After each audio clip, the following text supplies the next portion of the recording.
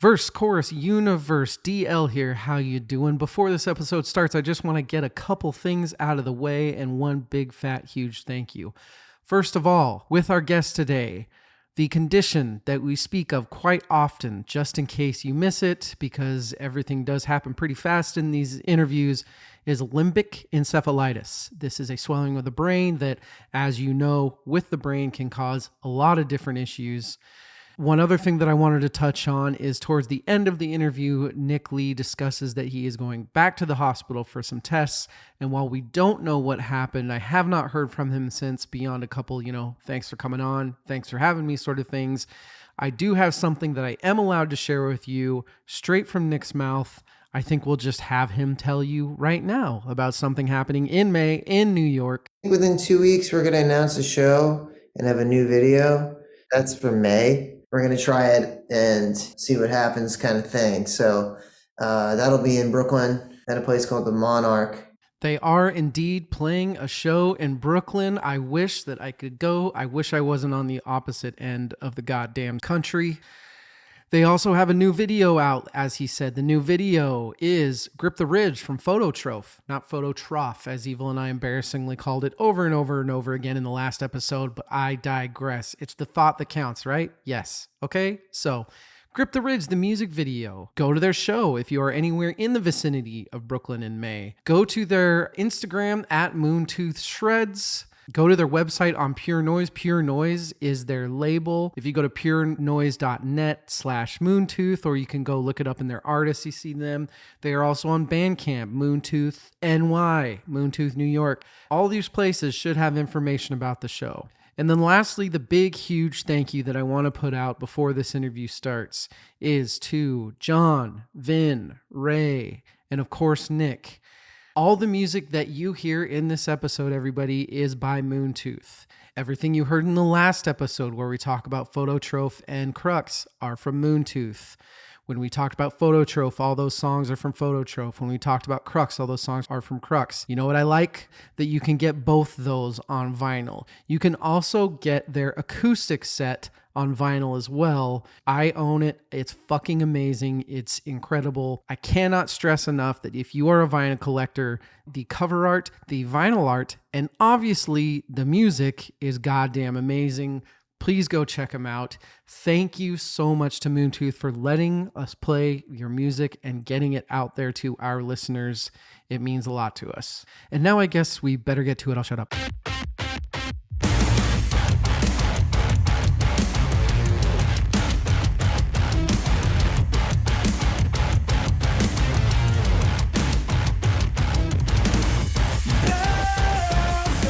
Coming up on Verse, Chorus, Verse. Well, you know what's coming up on Verse, Chorus, Verse. If you paid attention last week, we're excited. That's next.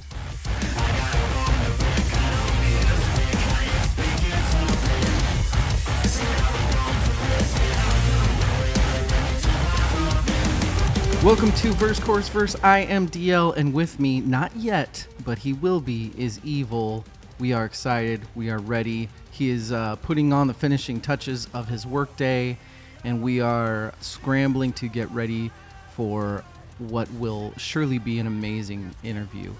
Yeah, Nick Lee. We're talking to Nick Lee today. Nick Lee, guitarist of Moontooth, and a lesser-known band currently. I'm not even sure I'd say that overall, but maybe one that we haven't talked about, Riot, which will definitely get brought up today. How's everybody doing out there? Doing well? It's Friday. It's a little early for me, but hey, when you're interviewing somebody on the East Coast, you go early, right? As far as us personally, we've said pretty much everything we could say about Nick already in the last episode. And Moontooth, all the guys, really. We may only be talking to Nick, but we are fans of the whole band and are very excited to do this. Really looking forward to picking his brain about starting the band. You know, they've been around and they are one of those old school, I think they had like half their year. They're one of those build your chops by playing every night sort of bands, which I feel like is getting less and less frequent. Maybe not. Maybe I'm just older, so I don't go to the bars and the clubs anymore. so I could be wrong. I'm looking forward to asking him about what it's like nowadays with the Spotifys and the band camps and the this and the that, how much different it is. Want to talk to him about his insane last couple years. Boy, howdy, how insane they have been. I want to talk to him about a lot of things. I want to talk to you guys about a few things as well. We are in the middle of the YouTubes. The YouTubes are going great. Sven recorded and today is actually releasing his first reaction videos. And of course, one of them was copyright claimed. So are we ready for a little bit of a DL bitch session? The video that was claimed, so I gave Sven 3 videos to check out. We waited till he was just about to record. I shot him to him right then, so I knew that he wasn't going to try to sneak a peek beforehand. And I shot him an amazing video of Devin Townsend playing a really, really cool cello group called Break a Reality. They do a lot of covers that are amazing. They have a Radiohead one that's insane, but I don't think Sven would have appreciated it or knew the song, so he wouldn't have appreciated it as much as the one I gave him, which was Black Hole Sun. And then I gave him this group that I love, have loved for years. I saw them play live on the Colbert Report. This is like a decade ago. The Goat Rodeo Sessions, which is Yo-Yo Ma and 3 other just insane, amazing musicians, and Edgar Meyer, Stuart Duncan, and sorry, I'm forgetting the other man's name. This is a 4-man group with a mandolin, a bass, a cello, and a violin. This is not huge stuff. This is not Taylor Swift style, gotta watch out, don't bite on Drake sort of stuff. It was released by the label Sony Masterworks. This is bluegrass classical music. Sony copyright claimed it. So this is me reiterating the same way that we can't get rights to songs to show you what we're talking about in podcasts, how fucked the industry is right now. That out of the, let's say 130 people, let's say 4,000 people end up watching that reaction video. Let's say 130 people end up watching the reaction video. Let's say 40 people end up watching the reaction video. That's 40 people that are going to listen to Sven because they know the podcast and like Sven, listen to Sven say, wow, these guys are incredible. Go check them out. And they won't let us do that. What have we become here? This is very obviously, and I don't know if I don't want to blame YouTube. I do think it's partially YouTube's fault because of the monster they have created. But it's really, really frustrating to me. If it's like an old Rage Against the Machine song and Sony's like, hey man, look, you want to listen to this song, you go buy the album. I still think that's ridiculous, but I kind of get it. But copyright claims, we've covered artists we've covered like Janet Jackson, and I can't play her music. What, like it's going to hurt for people to hear? Well, they're just going to go to that podcast and listen to Rhythm Nation instead of buying the album. No, man. They're going to hear Rhythm Nation here and be like, oh, shit, I'm too young to have known that existed. Or, oh, yeah, that was really good. I should go buy it. I just don't understand what the industry is doing and what money they think we are taking away from them. Friendly reminder, we do not make money on this stuff. We weren't trying to monetize the YouTube. This was a demonetized YouTube video. It's just a reaction video. It's just trying to get more views. So I don't understand. And that was my rant. I just had to rant about it. Sven kind of gave a little bit of on the YouTube, he explains it, but Sven's so nice. Somebody needed to come out and let you guys know what's going on and how fucked it is. I'm sure you all already know this. But hey, simpatico. Let's get back to the fun stuff, though. The project at hand. I am about to talk to my favorite current guitar player. Hey, here's the thing, you guys. If you start a podcast, if you work extremely hard at it, you put a lot of effort into it, you make it good quality, you get good equipment, you take your sweet-ass time editing, you answer every single email, you do the little things, you get a great crew that will back you up and that will help you out and do their own thing, honestly. Sometimes you end up getting to do cool things. And this is the time where, so right before an interview is so stressful. It is the most stressed you can be. Ask Rachel from yesterday when we did her first interview. Ask Evil, and even ask Sven, because he's done a couple with me. But there's a whole other level of stress and nervousness that goes with interviews. And it seems like you get stressed out to where it's not even fun anymore. So then you just have to take a step back and you have to think about the fact that I am about to talk to my favorite current guitar player. Who gets to just go do that? Last year, I talked to one of my favorite current artists, creator of one of my favorite albums of the last decade. This is me admitting that I am so fucking lucky. And I am so grateful to be doing this. I am so grateful to the people that are listening and the artists that come on. Nick was one of the first people that agreed to let us play his music on the podcast. I reached out to them as a band. I think they had already been on Pure Noise, which is their label. I reached out to both. It was Nick who wrote me back and just said, yeah, of course, play it. That's just how they've been. And I think that's why they have such a fierce following, which was proven by a couple of things that happened the last couple of years that we're going to talk about with him. So yeah, this is just me saying I am grateful to the people in my family that are patient with me in letting me do this. I am grateful to the artists that come on and talk to me, that give time to a fan, a fellow music lover. I am grateful for Sven, Evil, and Rachel. I would not have made it through this far if it wasn't for them. This wouldn't be what it is. I shouldn't put it like that. That makes it sound like they helped me become this thing. They are this thing. We are this thing. And I feel like the reason we're popular is because of what we have melded it into thanks to the different personalities.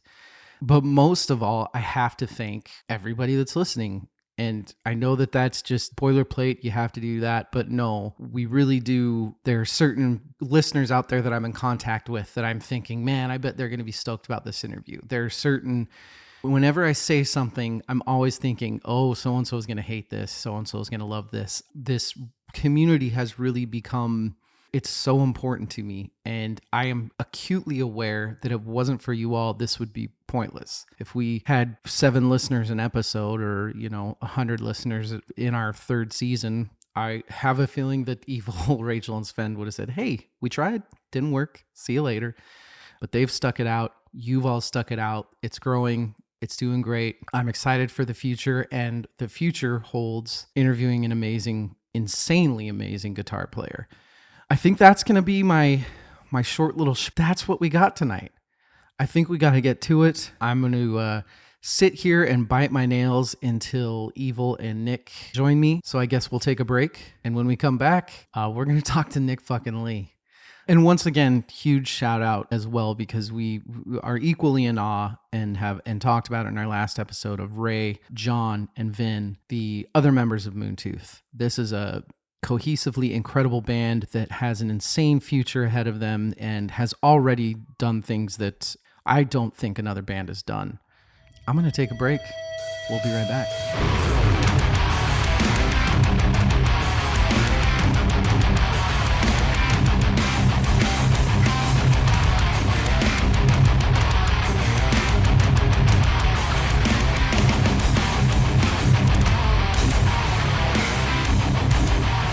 Evil has joined. We're waiting on Nick. He'll be on soon. Evil, are you ready for this? I do feel like I'm ready. Nick seems like a super cool guy, and he seems pretty down to earth. I think we're big fans. It's not like we're some fucking jackwagons asking stupid questions. We're just gonna like pick his brain and have some good conversation. So I feel good about it. Not overly nervous. Maybe a sufficiently nervous, right amount of nervousness. Yeah. I think that's the right way to be. My notes are actually pretty small. Every time I was gonna write something, I was like, I'm not gonna fucking forget that. There's no need to. But before he gets here, we can talk about the most important part of the night. Evil. Oh, yes. What are you drinking tonight? Well, special occasion. Mm-hmm. We're recording this a little bit before Valentine's Day, and I got an early Valentine's Day gift. My lady bought me a bottle of, I think this is the 3rd year of Nick Offerman's. Oh, that's right. He has his own edition. Yeah, edition of Lagavulin. It's an 11-year Lagavulin, so it's got a little more to it than the 16-year. I don't know about the first one. I think the 2nd edition was aged in Guinness casks. This one is aged in charred oak casks, so it's like very woody, very peaty, kind of stick a thumb in your eye in a good way. I like it. It's really good. And if you're into Lagavulin, go find the box and read the back. It's fucking hilarious. It's, in the character of Nick Offerman, and it's funny. Have you been watching Parks and Rec in honor? I haven't, but I really should. You've seen it though, right? Oh, of course, yeah. One of my favorite things that they do, and I love that show. That show's great. But I think it's hilarious. Favorite part of all time in that show is when they all go to London and Ron's fucking miserable. Leslie gives him this leather-bound travel thing, and she's like, "You're gonna stay for an extra week. I've given you exactly what you're gonna do. Go do it." And she gets him on a boat, and he ends up in Scotland going to like the Lagavulin distillery. He's like reading poetry on the. Why am I blanking on the famous Scottish poet? That's embarrassing. Robert Burns, sitting over the lock, and he's reading a Robert Burns poem that Leslie gave him. He's like, I don't know what she thought I'd get out of that. And there's like a tear coming down his eye. Oh, that's fantastic. Yeah. I need to go at least to the Isla region and someday. Me too. Like go drink some Irish whiskey and then go across the water to Scotland and drink me some Isla Scotch. Well, we'll do that after we talk to Nick. He's waiting. I'm going to let him in. What are you drinking, by the way? I am drinking the Moon Cocktail in honor of Nick Lee. It is from the Death and Company little recipe book. It's gin, it's Akasha honey, it's a little bit of sherry, and some peach liqueur. It's a little too sweet for me, but it's still fucking good. And it's a good choice. Thank you. And with that, with the Moon Cocktail, here we go. Let's talk to Nick motherfucking Lee. This is...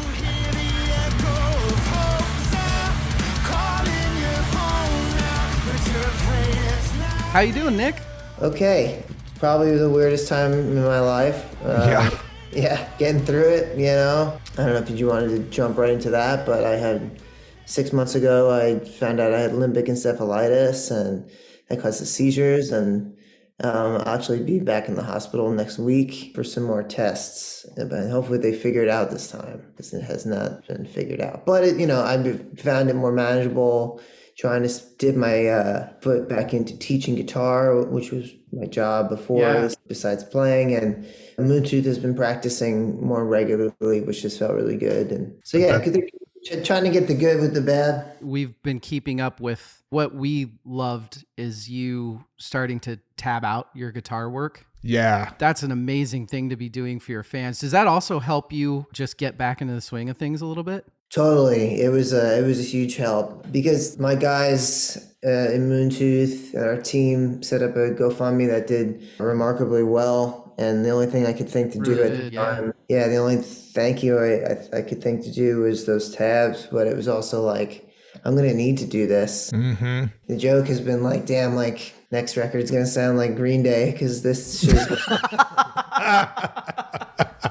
it's too fucking hard to play. And why did I do this to myself? And I appreciate your sense of humor and taking everything in stride. We've been a big fan of you guys since Crux.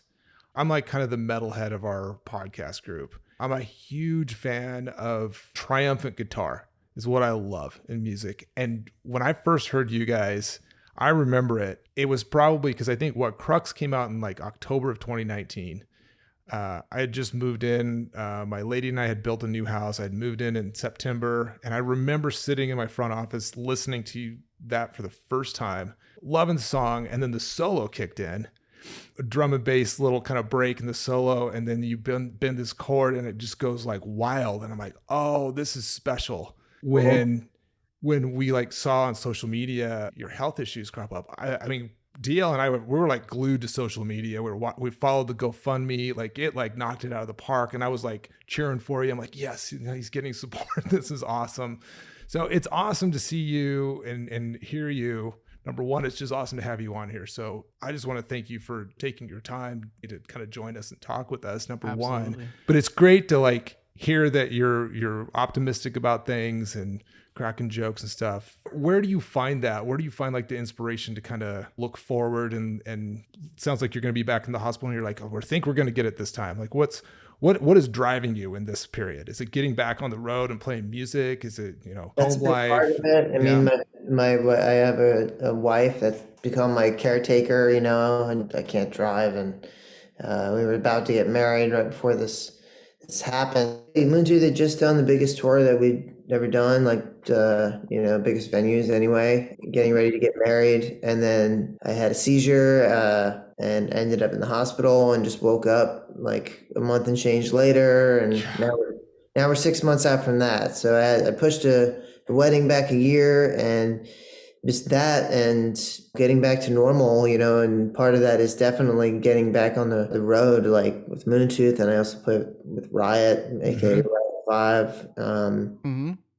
But yeah, man, like Moontooth, we exist to play live, and writing music is, I guess it's half and half, but like if we couldn't play live, I would lose my mind, and I don't know if anybody wants to. Maybe it would be entertaining to see me just have a seizure in the middle of a set, but Oh my God. I'm hoping we kind of get the hang of whatever the medical cocktail is before, and then we just don't have to worry about it. That's the end game.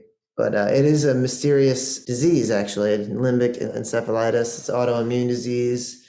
They had to go through a lot of different tests of drugs I was on or what bug bit me and all this kind of weird stuff, apparently, that they were testing for before they got down to autoimmune limbic encephalitis. And I just try to, I like triumphant as a descriptive word. It's for the guitar playing. And I feel like that comes from growing up on a lot of metal and learning guitar from Mike Flynn's from Riot 5, but it also comes from something called major keys, which I think a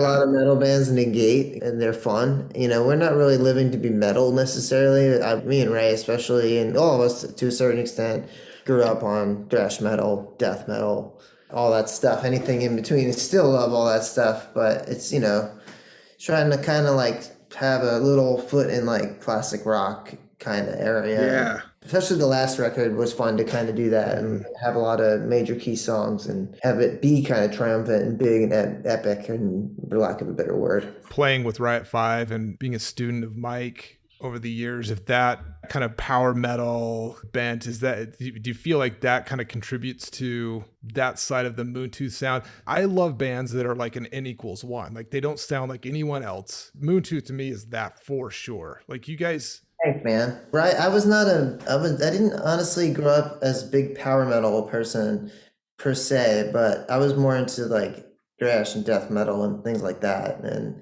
just old school rock and roll and blues and stuff, I guess, and then just branched out from there. And then I found a lot of cool power metal from playing in Riot, but from learning through Mike, and it's just following certain chord progressions and then doing the arpeggio work and all that kind of fun stuff. All that power metal has such great guitar work everywhere. It's very melodic and very harmonic. It's a great harmony, great melody. It follows a lot of those patterns, and those are great to write songs to. I try to talk to my students about it all the time. Like, if you put these two types, 1 to the minor 6, it's gonna kind of feel like this band, or 1, 4, 5, it's gonna feel like this type of music. I get most of that from Mike. Some of that from I had a great music theory teacher in high school as well, in 10th grade. But everything else is from Mike, and then I got to college and fucking hated it. So really just Mike and then one other person. You're talking about your signature style. We were actually recorded an episode previous where we talk about it, and Ray and you were the ones that knew each other first that started the band. Is that right? Yeah. I met Ray in like first day basically of 7th grade or first week or something like that. And it was kind of just like that terrifying, like you went from elementary school to now you're in this middle school with like a couple thousand kids, from all over Long Island. And then there's one other person with a heavy metal t-shirt on. Ray had long hair, so I kind of like knew we would be friends, and I was shy. But he asked me. We laugh about it now. He's like, "Hey man, dude, what other bands do you like besides Metallica?" Because like all I had was like Metallica shirts like that. And then we were Spanish together, and he didn't succeed. Yeah, we became friends, and then our friend Anthony Lepardo, who owns Westfall Recording Company, lots of other people, but Westfall is the studio that Ray owns with Anthony now. Some 20 years later, we've known him since that day, basically. And Tom Moran, who is a really brilliant songwriter, folk, guitar player, songwriter. Me, him, and Ray were in a band called Exemption, who put out like 3 records that you can find on all Spotify, all the bullshit. And that last record, Exemption, you could tell that by that band name, we were like 15 when we started it. That last record is called Public Cemetery Party. That's awesome. You could definitely hear where Moontooth was coming. And then Tom wanted to do different type of music, so Ray and I were already friends with John and Vin. It happened pretty quickly. It's only been the 4 of us. 10 years. The influences that it seems like you all have is one of the things that makes you such a unique band. We were talking about it in the last episode. We hear, particularly in some of the guitar riffs and the swing and the way John sings, you can hear 50s doo-wop. You can hear Otis Redding. We all love that stuff, but John certainly brings a lot of that to the table. Blues and R&B and jazz and just anything from that world. He tries to find a way to sneak that into what Ray and I do with the heaviness, and that took a little while to, I guess, like in any band. Like, I think an advice for any band would be you just got to stick it out, and you just got to be honest with each other and deal with each other's bullshit because it's going to take a while till you figure out how it all fits together in the best way. Maybe we haven't even really done that yet, or maybe we have with this record or with Crux or whatever. The first EP were just sort of songs I had ready to go. Our whole thing has always been like, just go, just start, just keep going, just don't look back. That EP came out pretty much as soon as we started. So those are all my songs that John sang. And then when you hear Chrome and Paragon, it's when you hear John really starting to write for Moontooth. He wrote the majority of those songs. So you're really starting to hear him, start to do his thing there. And then with Crux and Phototroph, it became more and more like you do your thing. Yeah. Say, especially on Phototroph, was kind of like, you're really good at this. Why don't you just do it? I like focusing on guitar, You guys are all very good at what you do. I know that Ray, he also plays guitar and contributes to the songwriting. Did John play drums? I think I saw that somewhere before he joined you guys. For Moontooth, we were in Rice Cultivation Society. Also, you could find those records on streaming services. Though the last one you should look for on Bandcamp. Mystical Shitheads. This is what it's called. Oh, I love that. It's really, really good. So Rice Cultivation Society, Mystical Shitheads. But yeah, that's actually with a different drummer. But yeah, John was playing, for most of the time I was in Rice Cult, John was playing drums. And we lived in a crazy house called Centerville, which I can't probably speak too much about, but I understand. Legendary shows and parties, but that's kind of where I met all of those people. Yeah, Long Island has, at least through our friends and just kind of the people that come out to shows, I have to say, it's been a very fruitful place for just weird, crazy music and people who want to have crazy parties and shows and want to dig into live music. And John was playing drums, and John's very self-taught. Ray learned drums a bit, lessons, but guitar wise, he just will just move the strings around and come up with a riff, so he just has an amazing ear, it's what makes him a good producer. He didn't go through Circle of Fifths and all that bullshit.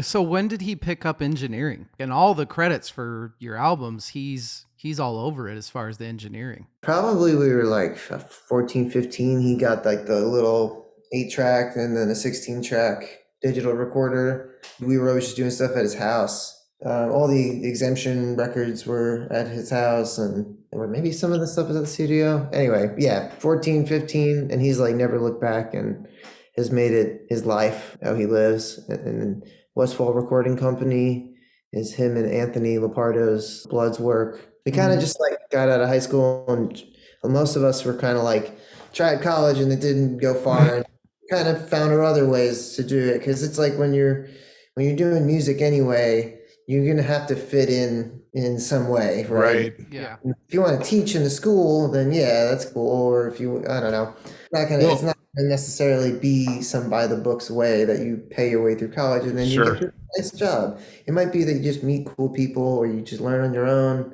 You find a way to turn that into a means of income, I guess.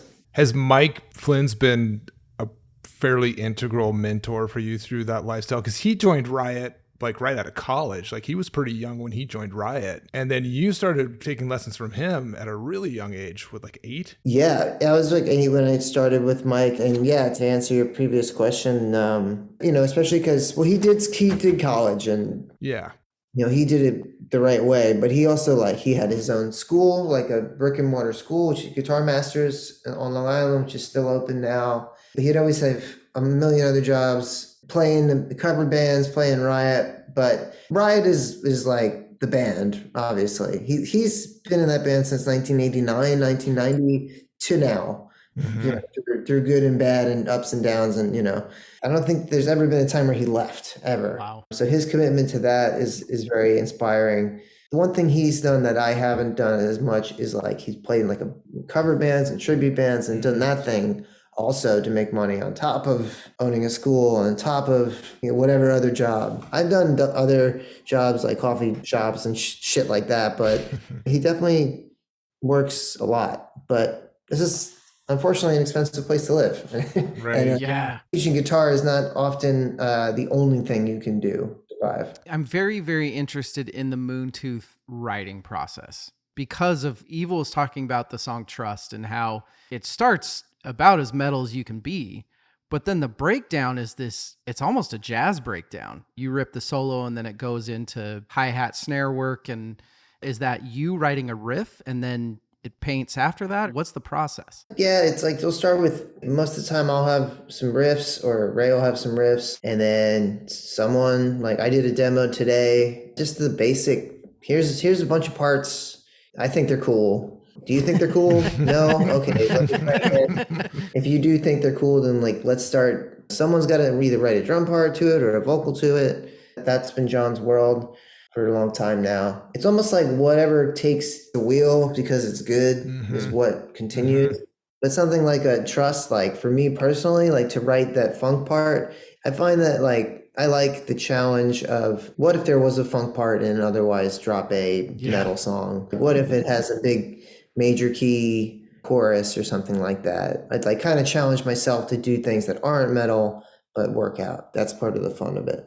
Where the inspiration comes from is never the same, As we learned over time, is leave space for a verse and a chorus, leave space for a wild bridge or a wild guitar solo. Choose to kind of make those spaces exist as you're writing, rather than figure it out later, figure it out as you're writing it. That makes Yeah. sense. That's changed over time. As far as Phototroph, we both love the album, by the way. It's incredible. Speaking to that, it's so refreshing, particularly starting out the album with I Revere. It's metal, but there's such a positive energy when it kicks in. That beautiful riff, and John is singing pretty eloquently. There are some minor keys and everything, but one of the things that makes you guys so unique is how refreshingly positive it seems like you are as a metal band. Yeah. Yeah, it's just going to come from again, major key, and what chords you choose, and the more you kind of study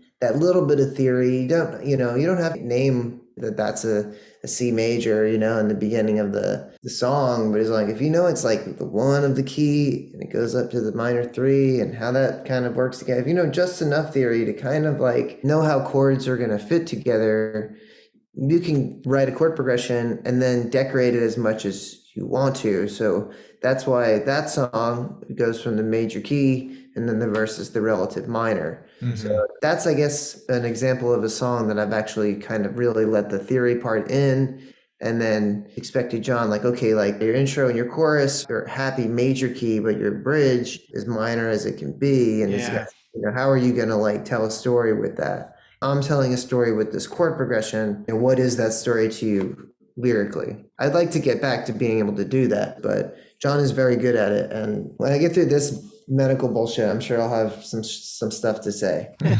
Oh, yeah, for sure. For Phototroph, I just really liked letting John do his thing and say what he wanted to say, and he just had a lot to say, and he was going through a lot in his life. And then you want to work with people that like you trust to do their thing. You don't want to have to tell them what to do. You just trust them to do what they live for, essentially. It sounds like you've written lyrics in previous albums. Did you write lyrics in Crux at all? If you hear me screaming it, then I probably wrote it. Yeah, the stuff that I'm screaming, the title track and like Thumb Spike and a couple lines here and there. That's pretty much what it became from Chroma Paragon on. As far as being the only guitarist in Moontooth, which is a fairly rare thing to be a single guitar player in a heavy band, are there any times where you wish you had a rhythm guitarist, or is it just completely freeing? The guitar is my thing. I get to do what I want. As we've been getting back to rehearsing, it felt like, well, this would be easy.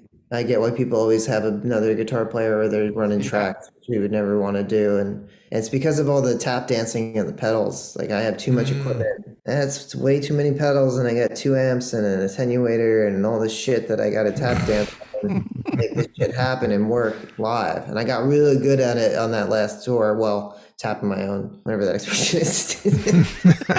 Yeah, I feel like I got really good at like tap dancing through the set, but to be fair, it was a half-hour set. If I want to come back and try to do an hour and remember not only these songs after my brain has gotten its ass kicked, it's like now I got to remember all this tap dancing. That's the only time that I've felt like it might be cool to have another guitar player. When Ray writes something really cool, or we have a harmony part or an overdub, but we're all pretty comfortable with there's the live version and the recorded version, and if they're different, then it's just what it is. And if you don't like it, then kick rocks. I love that. You kind of mentioned growing up on metal and being a fan of that early on. Who are your guitar heroes? And second question to that, who are you listening to today that inspires you? My memory is deeply banged up, the encephalitis things, but I'm going to try to answer this anyway. The first things that come to mind, honestly, like my first like heroes were like definitely Metallica and like Hetfield. Honestly, is still to this day, as far as a writer and as far as like obviously the right hand and just rhythm, that's a huge one for me. Early on as a kid, I remember being into like Jimi Hendrix, Stevie Ray Vaughan. Those guys are okay. Yeah. Angus Young. Who are you listening to right now? Like, where are you finding inspiration right now? Okay, so again, like, and I don't, you guys could put all this stuff in here because it'll make more sense. I understand, but because of the fact that like my memory is pretty fucked up for the last couple of years, I can't remember a lot from the last couple of years. Unfortunately, like, it's in there. I get it, but it's not like immediately available to me. The one good thing about that is that I get to like hear things again for the first time. Oh, that's awesome. Well, it's not, but it's cool. Like Radiohead, and Rainbow's record. I remember that came out the year I graduated high school, and so that was like really cool to listen to again. Acid King, Neil Young, Thin Lizzy. Nice. I love Inter Arma. I think they're a really underrated metal band. None So Vile by Cryptopsy and Prowler in the Yard by Pig Destroyer. The Damned, I've been really having fun revisiting. Oh, nice. Are you listening to yourself a lot? Unfortunately, I have to kind of either run the set or play it almost every day or try to every day. I'm also writing a lot of music, so I'm happy about that. There's a lot of songs and they're all pains in the ass to play, so I got to keep them here and I'm not back here. Yeah. Over time, I think that's going to go. It seems to be going away. It's just a matter of controlling it. You mentioned that you guys are back to practicing, rehearsing. Is it just nice to just be back, to just be with the guys playing fucking music? Totally. I mean, I think the last thing we want to do is play the songs. It's funny because it's just like, you just want to play new shit or kind of just like joke around and laugh and just enjoy each other's company. And when it's not like some kind of shitty, stressful situation. I mean, I guess every group of friends goes through that. But the first one that I had when I got home, my wife asked me if I was drunk. I'm not supposed to drink right now. And I was like, no, I'm just happy because I got to like guitar really loud with my friends. I haven't done that in like 6, 7 months, you know. I just kind of woke up in the hospital and was like, what the fuck's going on, you know? Everything since then has been I couldn't play. The fact that I'm running the set, it just feels really good, you know. Is it taking time for your bandmates to recover? That had to kick their ass too. Yeah, it was, I mean, my family and my friends, it was still very scary because it's still not done, unfortunately. I still have seizure events almost every day. Well, almost every day, really. Sometimes they're worse than others, but yeah, I have something that can kind of stop them, but if I can't really get back to like normal life just yet. Wow, that's hard. I'm sorry. Yeah. I appreciate it. Yeah, it could be worse. Hopefully next week we'll have some real answers that actually change things. I think it speaks a lot to the type of band that you all are. The fact that, you know, we knew immediately what was going on. We saw the social media accounts of your band members and we saw the amazing response by your fans. That speaks a lot to how great of a band you are, is how many people immediately wanted to make sure that you got back to what you were doing. I still can't believe it. It really just, there are no words, honestly. That's the one time I've ever said that, and really, truly, there are no words to like put into how I feel about that. You know, it was especially at the time. That's why we want to just get back to making music and making people happy. That's all we do is you know, get out to as many people, make as much music, and just make people happy. That doesn't mean the songs are happy, but you know, it means something to people. But yeah, I couldn't believe it. It's just, life has been surreal, not always in a good way, but life has been super surreal in the last 6 months. I've actually been able to pull music out of dreams, which has been really trippy. I've never been able to do that before. That's probably because of all the fucking meds, but I think that the next record will be different.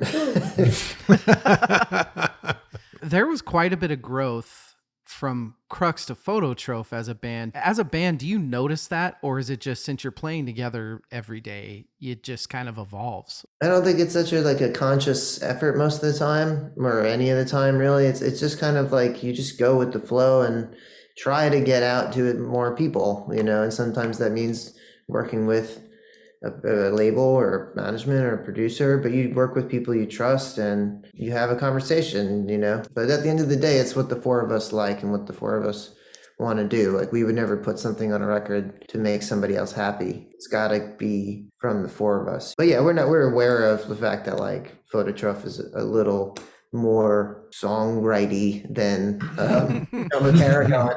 And I'm relearning stuff from Chroma Paragon. Like, God, there's so many fucking parts on this song.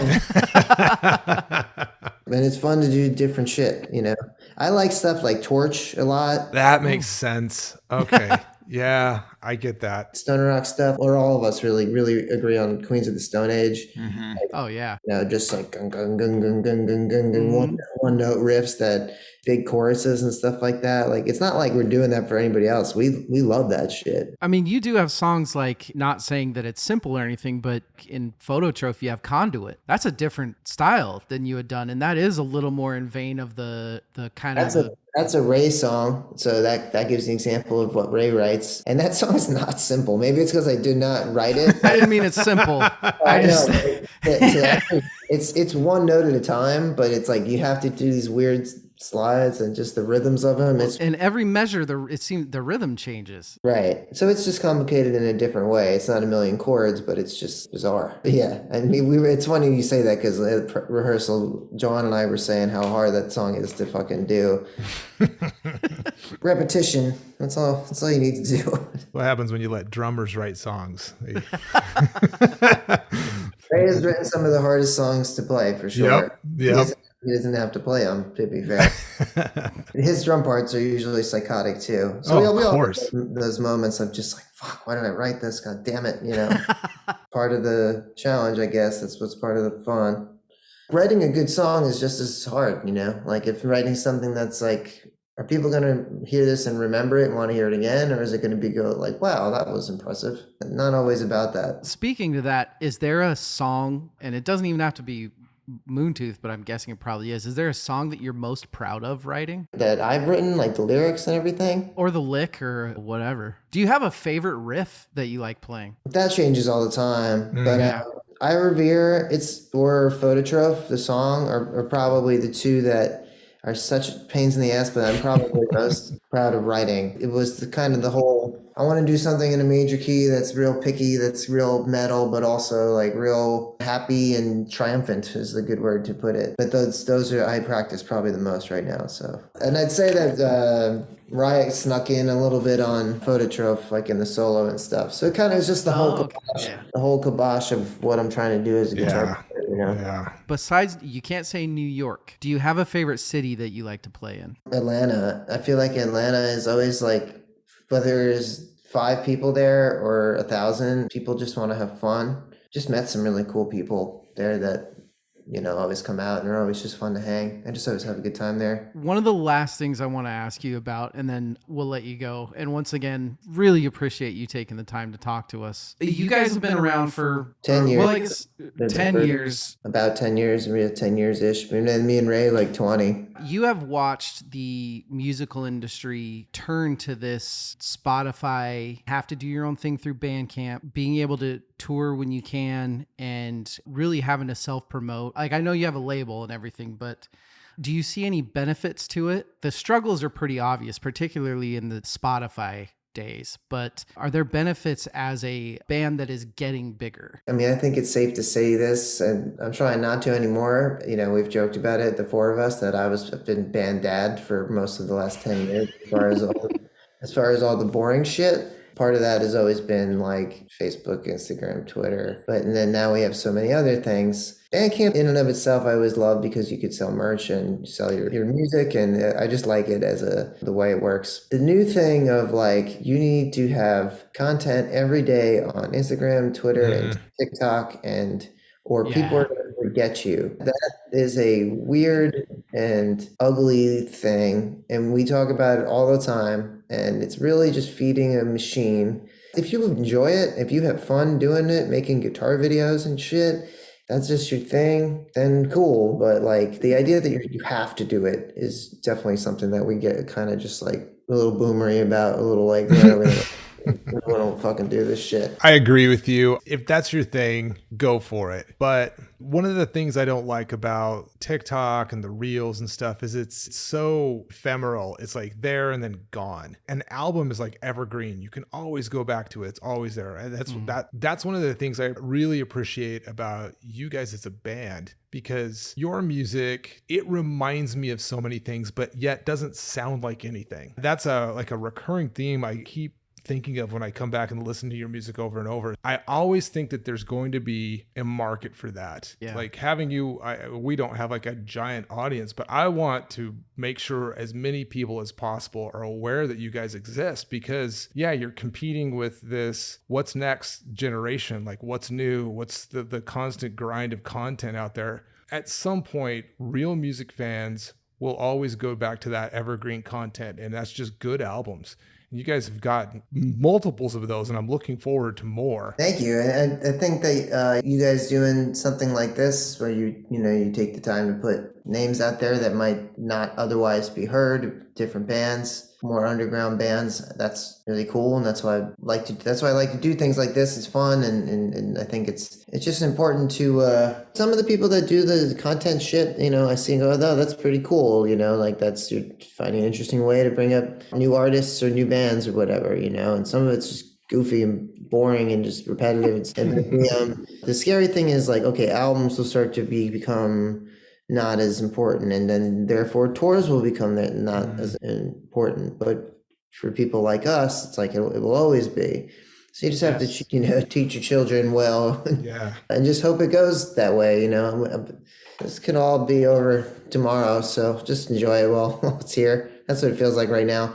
Feels like it's pretty fucked up. So just enjoy whatever you got right now. And if that's records and going to concerts when you can, then believe me, that's what I want to do. I've gotten kicked again to being able to just do what you love. Teach anybody that you know about shit that's that you love. That's cool. I think that's a perfect message. I know tonight will be having a cocktail, taking Phototroph up to my vinyl player, and my daughter and I will be listening to it. So We honestly do think that what you guys as a band are doing is incredible.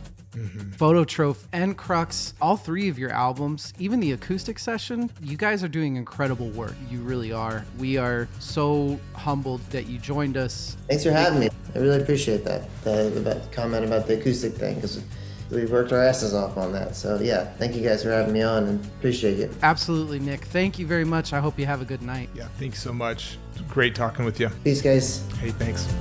If you saw the ghosts I see when I sleep, you lead to. Yeah, you claw your way out.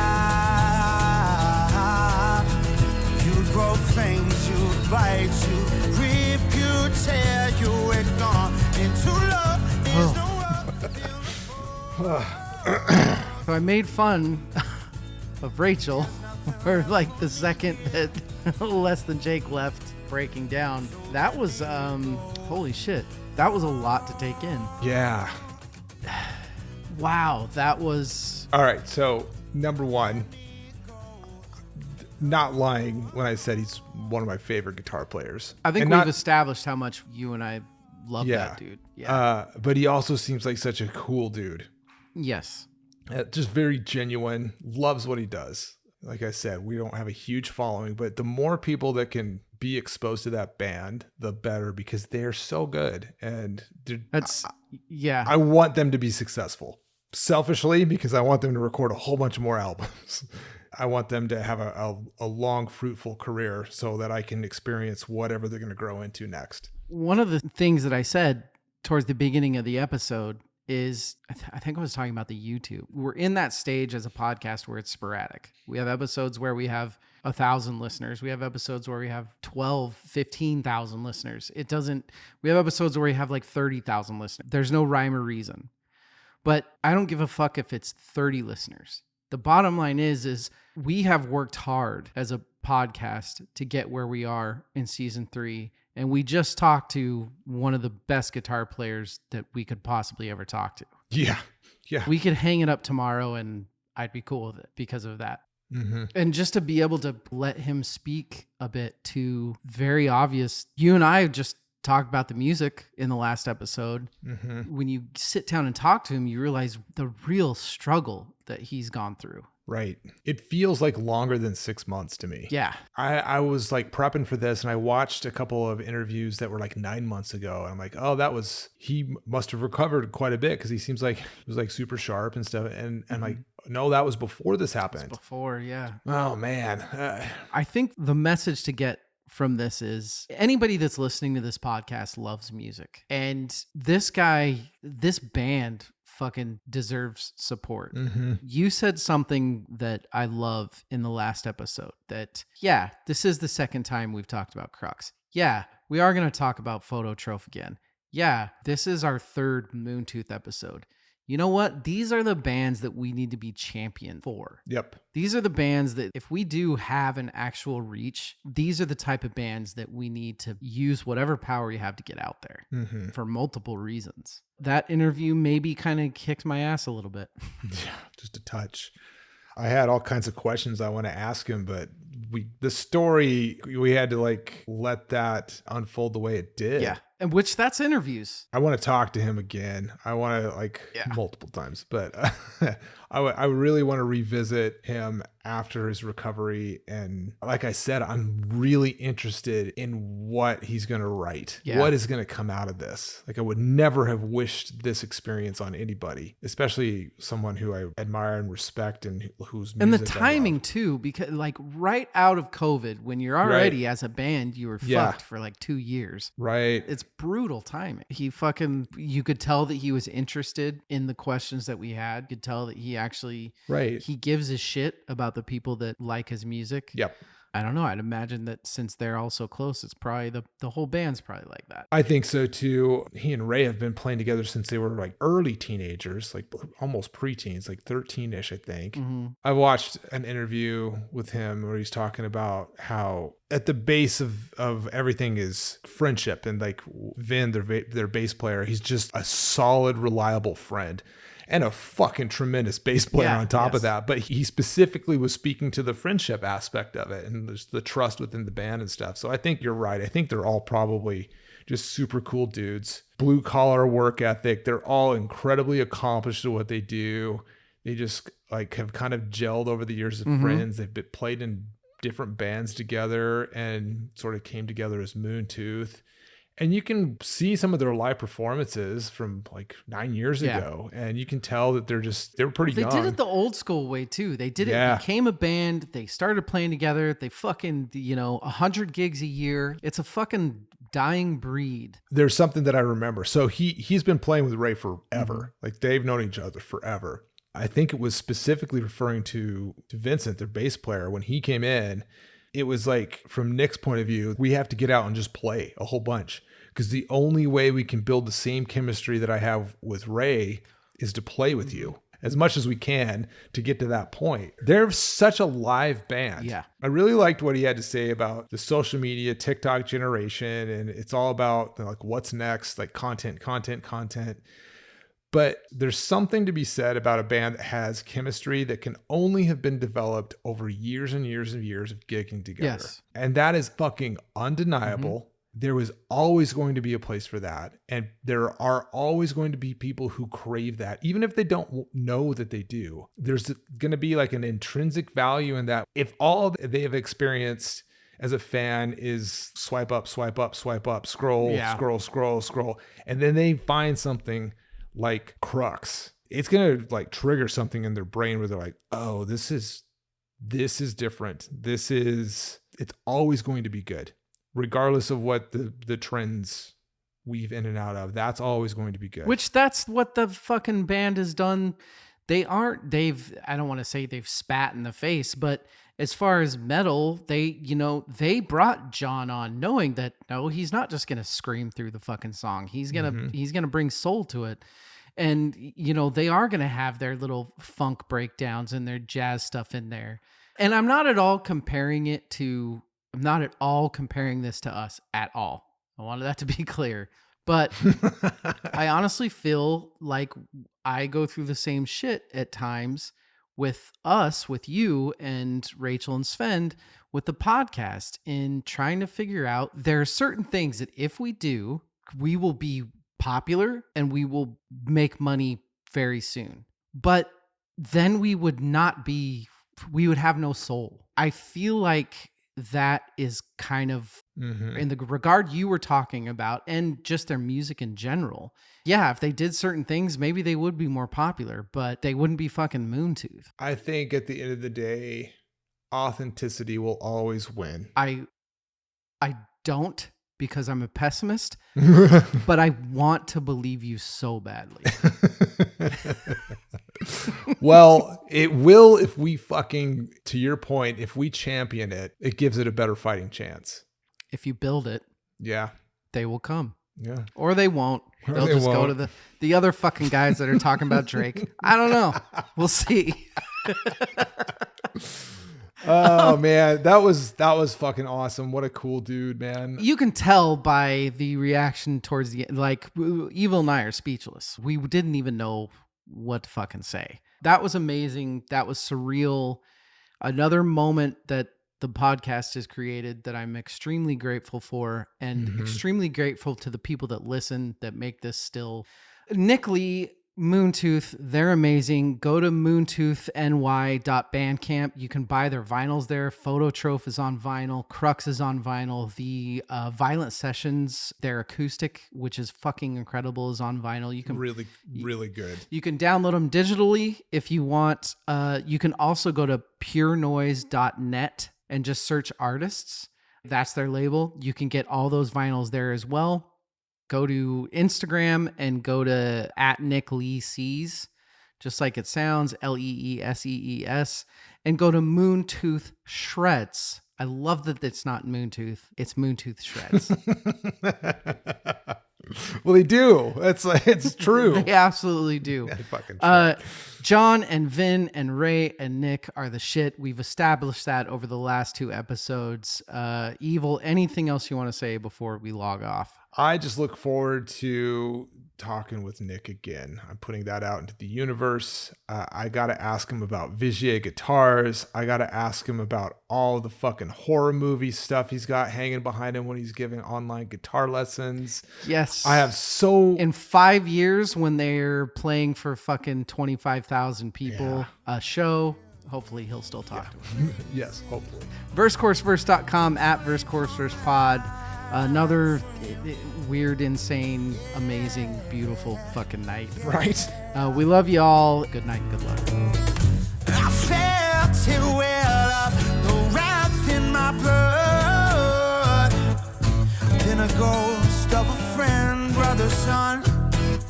I watched her go, the only girl I've ever loved. Heard the call, gave it all. Now you're telling me I gotta wait here.